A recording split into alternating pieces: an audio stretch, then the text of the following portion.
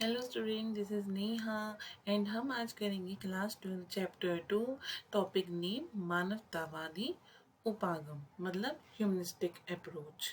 अब इसमें क्या होता है बेसिकली वो दो लोगों ने इसमें कंट्रीब्यूशन दिया। एक तो कार्ल रॉजर्स ने एंड अब्राहम मैस्लो ने। तो इन्होंने कॉन्सेप्ट दिया एक तरीके से फुली फंक्शनिंग कॉन्सेप्ट, मतलब कि पूर्णतः प्रकार्यशील व्यक्ति वाला कॉन्सेप्ट इन्होंने दिया है। अब ये क्या होता है, देखो, अपनी संतुष्टि को, व्यक्तित्व विकास की संतुष्टि जैसे और सोशल इवैल्यूएशन को अचीव करने के प्रोसेस में लगना ही फुली फंक्शनिंग कॉन्सेप्ट हम कहते हैं। ठीक है, मतलब कि अपनी संतुष्टि को कैसे इंसान पूरी करेगा अपनी क्षमताओं के अकॉर्डिंग, अपनी संभवताओं के अकॉर्डिंग, अपनी प्रतिभाओं के अकॉर्डिंग, जैसा भी संभव होगा वो एक संतुष्टि ज़रूर एक संतुष्टि हासिल करेगा, उसको अचीव करेगा। तो जब वो अपनी संतुष्टि हासिल करने के प्रोसेस में लग जाएगा तो उसको ही हम फुली फंक्शनिंग कॉन्सेप्ट मतलब मानवतावादी उपागम कहते हैं। इसमें दो तरीके की बातें हैं। एक तो फिजियोलॉजी नीड मतलब कि जैविकता मांग, और दूसरा होता है सोशल इवैल्यूएशन मतलब कि सामाजिकता मांग। तो इसमें क्या होता है कि जो हमारी जैविकता मांग होती है इसमें हमारी बॉडी नीड्स क्या है, बॉडी नीड्स खाना पीना सोना, ठीक है वो। और सो सोशल इवैल्यूएशन में मतलब सामाजिकता मांग में हमारी नीड्स है हमारे सोशल एनवायरनमेंट के लिए, कि हमारे समाज में उठना बैठना कैसा है, व्यवहार कैसा है लोगों के साथ, ये सब चीज़ें आ जाती हैं इसमें।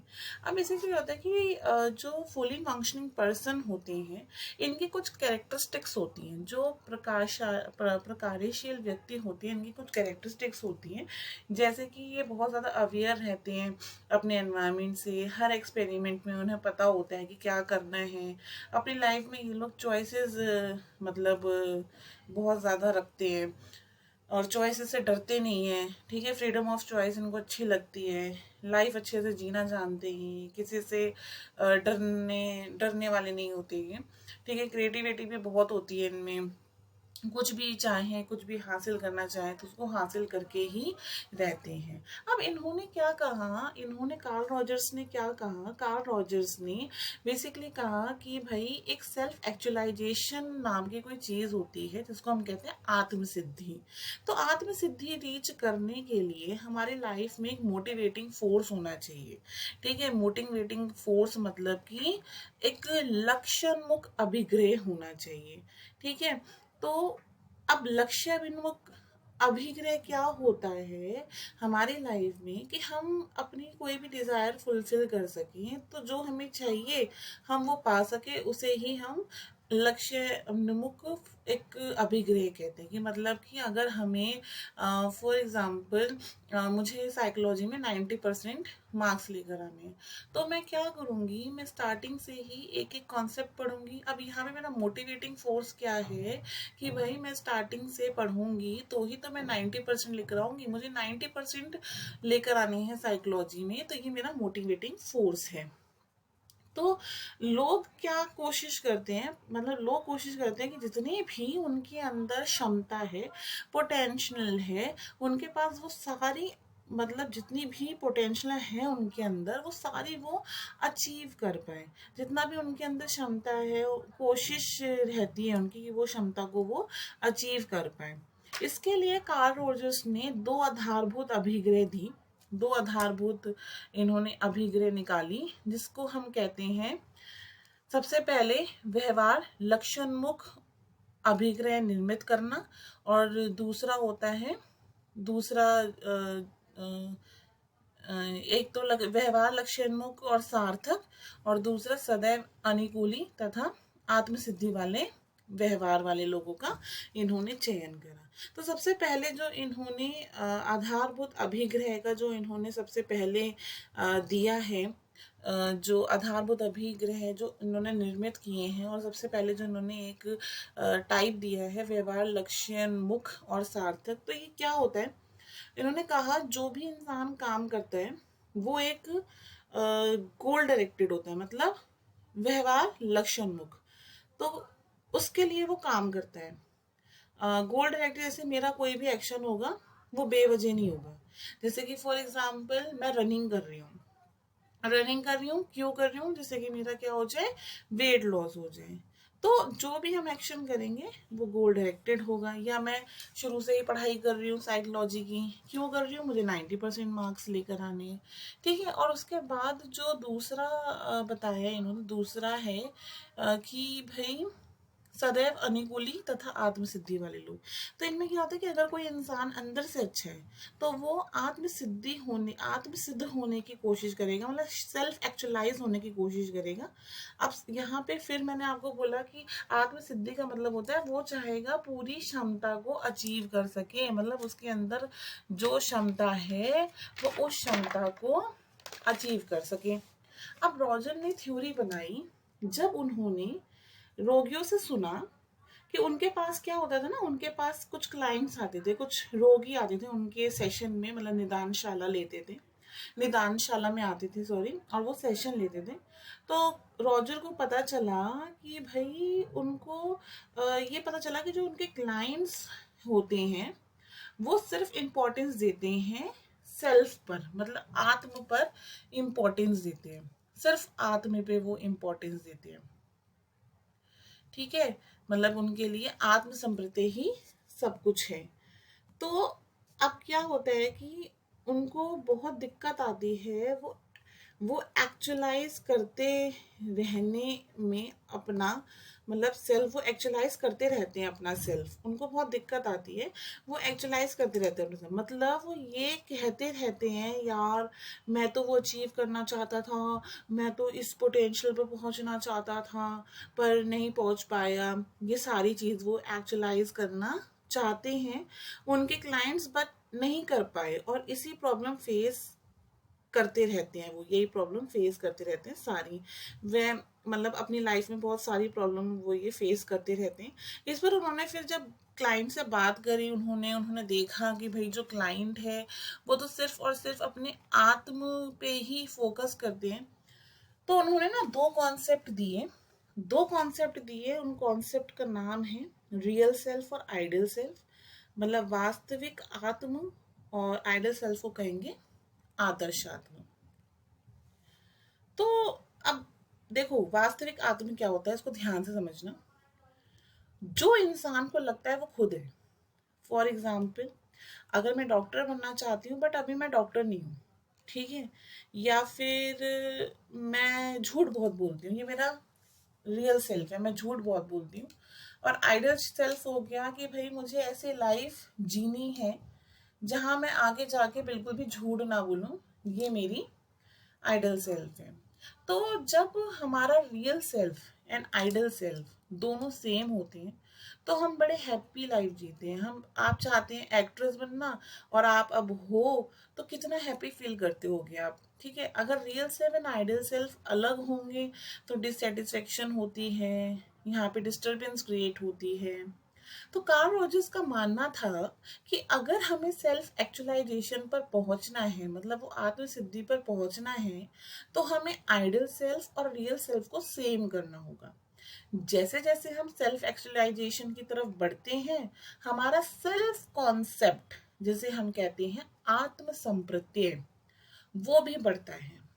एग्जाम्पल, सेल्फ एक्चुअलाइजेशन मीन्स आप बनना कुछ और चाहते हैं बट अभी आप कुछ और हैं, वो आपको सर्टेन करेक्टरिस्टिक्स की नीड पड़ेगी, वो बनने के लिए आप क्या करोगे, धीरे धीरे बनना स्टार्ट करोगे तो आपके अंदर बड़ी सारी करेक्टरिस्टिक्स ऐड होती रहेंगी। जैसे अगर फॉर एग्जांपल आपको एक्टर बनना है, आपने बोला कि मुझे एक्टर बनना है, आपने एक्टिंग क्लास ज्वाइन करी, आपके सेशंस हुए, आपने बहुत प्रैक्टिस करी, ठीक है, तो क्या हुआ, धीरे धीरे करके बहुत सारी कैरेक्टरिस्टिक्स क्या हो गई, ऐड होती जा रही हैं, ऐड होती जा रही हैं, जिसकी वजह से आपका क्या बढ़ गया, सेल्फ एक्चुअलाइजेशन बढ़ गया। और इसी वजह से आपके अंदर जब कैरेक्टरिस्टिक्स ऐड होती रहेंगी तो आपका सेल्फ कॉन्सेप्ट भी बढ़ जाएगा। तो लोग सेल्फ एक्चुअलाइजेशन से अपना सेल्फ कॉन्सेप्ट बढ़ाने की कोशिश करते हैं। तो कार्ल रॉजर्स का मानना था कि जो हमारी पर्सनैलिटी डेवलप होती है वो बहुत ही लॉन्ग लाइफ तक होती है और ये कंटिन्यूअस प्रोसेस होता है, सतत प्रक्रिया होती है ये। जैसे जैसे चीज़ें हम सीखते जाएंगे वैसे वैसे हम चीज़ें करते जाएंगे। जैसे जैसे हम सेल्फ को एक्चुअलाइज करते रहेंगे वैसे वैसे हमारी पर्सनैलिटी भी डेवलप होती रहेगी। ये कंडीशनल नहीं, मैटर नहीं करता पर्सन की कंडीशन पर, ये किसी चीज़ पर निर्धारित भी नहीं होता है। एग्जाम्पल, जैसे कि आपके घर चोर आया, आप उसके लिए एक अशर्त सकारात्मक आदर रखते हैं, मतलब अनकंडीशनल पॉजिटिव रिगार्ड रखते हैं। उसके लिए आप वही रिगार्ड रखते हैं, उसके लिए आप वही बात समझते हैं, समझने की कोशिश करते हैं, रेदर देन आप उसे सोचते हैं कि ये एक चोर है या मर्डरर है। तो आपके माइंड में, मन में वो स्टेबिलिटी रहनी चाहिए, उसे हम कहेंगे अशर्त सकारात्मक आदर, मतलब अनकंडीशनल पॉजिटिव रिगार्ड। हम एक और एग्जांपल लेते हैं। सपोज अगर एक बच्चा है, बच्चे को बचपन में अनकंडीशनल पॉजिटिव रिगार्ड मिलता है, मतलब पेरेंट्स उन्हें बिना कंडीशन के लाइक करते हैं, रेदर देन कि अगर उसके मार्क्स अच्छे नहीं आ रहे हैं, वो स्कूल में अच्छा परफॉर्मेंस नहीं कर रहा है, वो अपने एकेडमिक्स में अच्छा नहीं है, तो उसके अलावा अगर वो इस सब चीज़ों को इग्नोर कर रहे हैं, वो उसे फिर भी प्यार करते हैं, उसकी सारी इच्छाओं को पूरी करते हैं, अनकंडीशनल लव करते हैं, तो पेरेंट्स अपने बच्चे को पॉजिटिव रिगार्ड्स देते हैं। तो अगर अनकंडीशनल पॉजिटिव रिगार्ड मिले तो हम अपना सेल्फ स्टीम भी हाई कर सकते हैं। सेल्फ स्टीम का मतलब आपको पता होगा, हमने अभी पढ़ा था चैप्टर 2 में ही, और हमारा सेल्फ कॉन्सेप्ट भी बढ़ सकता है। और अब एम्पैथी क्या होगी यहाँ पे? एम्पैथी का मतलब होता है, हिंदी में अगर मैं बात करूं तो एम्पैथी का मतलब होता है प्रवीणता संतेहित। यहाँ पे एम्पैथी भी आ जाती है। तो एम्पैथी क्या होगी? एम्पैथी मतलब दूसरे की फीलिंग समझना, अपने आप को लेके, मतलब किसी और की प्रॉब्लम समझना उसकी सिचुएशन में आकर। जैसे आप कई बार बोलते हो ना, यार कभी मेरी भी तो सिचुएशन में आकर समझा करो, कभी मेरी भी तो सिचुएशन, मेरे को भी तो उस जगह पे अपने आप को खड़ा करो मेरी जगह पे, फिर देखो कि अगर आप होते तो आप क्या करते। तो इसके लिए कार्ल रॉजर्स ने पूरा सेटअप लगाया जिसे हम कहते हैं client centred therapy. Client centred therapy इसको हम कहते हैं, जैसे हम कहते हैं सेवार्थी केंद्रित चिकित्सा। तो क्लाइंट सेंटर्ड थेरेपी में दोनों चीज़ें होती हैं, जिसे हम कहते हैं एक तो अनकंडीशनल पॉजिटिव रिगार्ड, मतलब अशर्त सकारात्मक आदर, और एक होता है एम्पैथी जिसे हम कहते हैं प्रवीणता संतेहित। इसके बाद दूसरी थ्योरी जो दी थी वो दी थी अब्राहम मैस्लो ने। इनका मानना था, उन्होंने वंशानुक्रम की नीड्स का कॉन्सेप्ट दिया, मतलब हायरार्की, जिसे हम हायरार्की कहते हैं, उसका कॉन्सेप्ट दिया। हायरार्की मीन्स एक के बाद एक के बाद एक के बाद हायरार्की नीड्स को अचीव करने के लिए हम काम करते हैं, ठीक है। उसमें से एक नीड है फिजियोलॉजिकल नीड्स, जैसे खाने की भूख, प्यास, सोने की, हमें शेल्टर चाहिए, मकान चाहिए रहने का। तो दूसरी क्या होती है? सेफ्टी नीड्स, मतलब सुरक्षा, मतलब हमारी हेल्थ इंश्योरेंस। तीसरा क्या होता है? स्नेह संबंधी, मतलब लव एंड बिलोंगिंग नीड, जैसे हमारा रिलेशनशिप लोगों के साथ अच्छा है, ठीक है। फिर उसके बाद फोर्थ आता है एस्टीम, जिसे हम कहते हैं आत्मीयत। ये कहते हैं हमारी रिस्पेक्ट लोग करें और हमारी प्रशंसा लोग करें। तो सेल्फ एक्चुअलाइजेशन नीड होता है, इसमें हमारी जो पोटेंशियल, जो हम अचीव कर सकें उसके अकॉर्डिंग हम कुछ बन सकें, ये होता है हायरार्की ऑफ नीड्स। जैसे जैसे एक के बाद एक नीड्स पूरी होती है उसे हायरार्की कहते हैं, मतलब कि जैसे कि हमारी फर्स्ट नीड हो गई पूरी, फिर सेकंड नीड पूरी हो गई, फिर थर्ड नीड पूरी हो गई, फिर थर्ड नीड से हम फोर्थ नीड पे आ गए। तो जरूरी नहीं है ये सब नीड्स हमें पूरी तरीके से मिल जाएं, पर बेसिक कंपोनेंट इनका मिलना बहुत ही ज़रूरी है हमें, मतलब थोड़ा थोड़ा नीड यहाँ से हमें मिलना बहुत ज़रूरी है, जिससे कि हम नेक्स्ट नीड पर जा सकें। अगर मानो आपको खाना पानी ये सब नहीं मिलेगा तो आप अपनी हेल्थ का कैसे ध्यान रख पाओगे? और खाना पानी हमारी कौन सी नीड है? फिजियोलॉजिकल नीड, मतलब जैविकता, ज़रूरत, अगर जैविकता ज़रूरत पूरी नहीं होगी तो आप अपनी हेल्थ मतलब सेफ्टी सुरक्षा नीड्स को कैसे पूरा कर पाओगे। तो ये सारी थी ह्यूमनास्टिक अप्रोच जो फोकस करती है हमारे अपने पर, सेल्फ पर, रेदर देन एनवायरनमेंट पर। दूसरा, मानवतावादी उपागम जीवन के सकारात्मक पक्षों पर भी बल देती है। मैस्लो का मानना था कि कोई भी इंसान कुछ भी कर सकता है अपनी लाइफ में, कुछ भी अचीव कर सकता है, अच्छे से कर सकता है, कोई भी क्रिएटिव वर्क कर सकता है अगर वो चाहे तो इसी के साथ हमारी हिम्नास्टिक अप्रोच, हमारी मानवतावादी उपागम की जो अप्रोच है वो ख़त्म होती है। एंड आई होप आपको बहुत अच्छे से समझ में आया होगा। और आप इसको 2 या 3 टाइम्स सुनेंगे तो आपको और भी क्लियर हो जाएगा। Thank you so much for your love. And ऐसे ही अपने नोट्स बनाते रहिए और पढ़ते रहिए। Thank you so much. All the best.